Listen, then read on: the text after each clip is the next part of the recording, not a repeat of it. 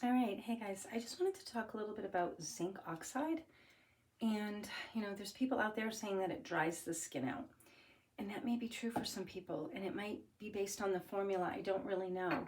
But what I can say is that I've never had it dry my skin out. And when I recommend it to people, I don't know anybody who's come back to me and said that it's dried their skin out. They said that it's helped immensely. However, I also recommend a formula that is very occlusive.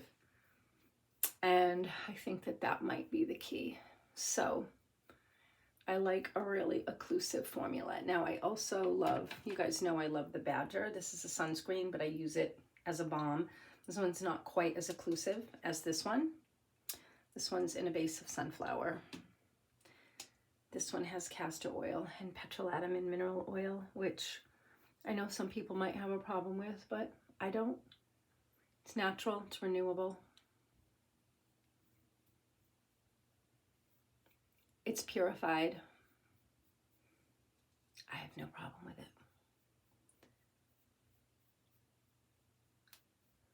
There might be some, issues with,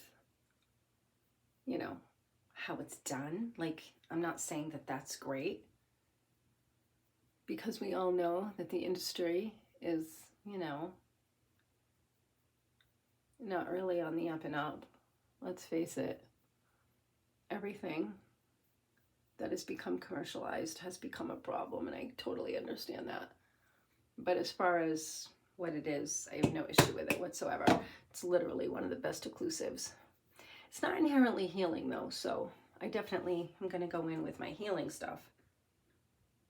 My oils, my fats, my shea butters and cocoa butters and things like that.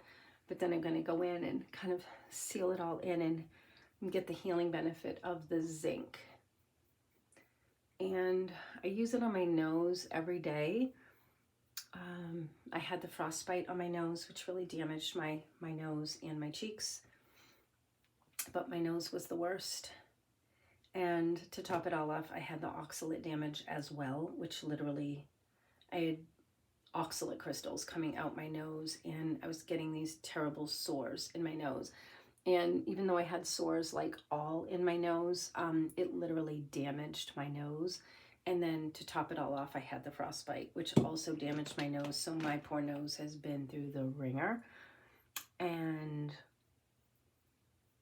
the zinc oxide has been helping with the nose turning like really hot and red at the end of the day, like usually around like 4 or 5 o'clock, sometimes a little bit later, just depends. It would start like swelling and getting hot, and it's not as bad anymore. So that's a good thing. It's starting to like get better. I don't know if it'll ever be 100%, but sorry, I put zinc on the inside of my nose too to try to help heal some of those tissues inside my nose as well from the oxalate damage. So all in all, it's doing better. For a while, it was so bad that like if I went anywhere, I would be like, yeah, I need to be home. I need to be home by like 5 or 6 because my nose is going to start swelling and I'd look like Rudolph the Red-Nosed Reindeer. And, I would put mineral powder on it and stuff, and it would, help it to not look quite as red. And honestly, the mineral powders that contain the zinc oxide would definitely like subdue it a little bit. So it wasn't like as noticeable, but yeah, it was pretty crazy. So I'm really glad that that's actually getting a little bit better.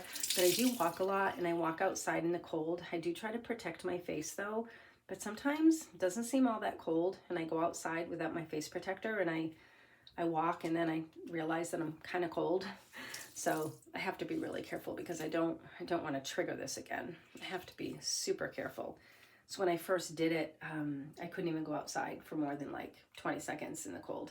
And it would start swelling and itching and burning, and my face felt like I had cobwebs, and it would just itch and feel terrible. And I'd be like this, like I felt like I had stuff on my face, and it would tingle, and oh, it was awful. And that happened for quite a while, a couple of years. And then it slowly started to improve a little bit, and I started getting a lot more regular with treating it with the zinc and doing more proactive things, and it's definitely coming along. It's getting better and better. So that's good, because I thought I was going to have permanent damage, but it seems to be moving in the right direction, so that's good. So sometimes I put the zinc on my whole face. You know, I do my whole face sometimes, but I'm just doing my nose for now.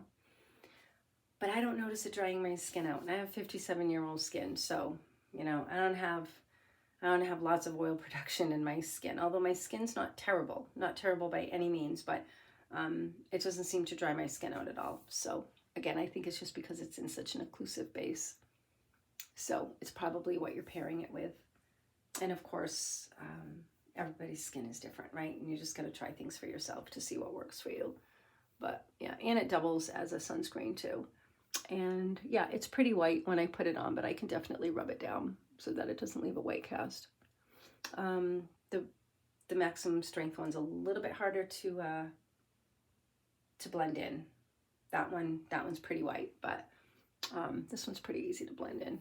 Although some would whine and complain that it takes too much time, but yeah, you get a little facial massage in the process, so that's not a bad thing. So anyway, I just wanted to share that with you guys. Signing out.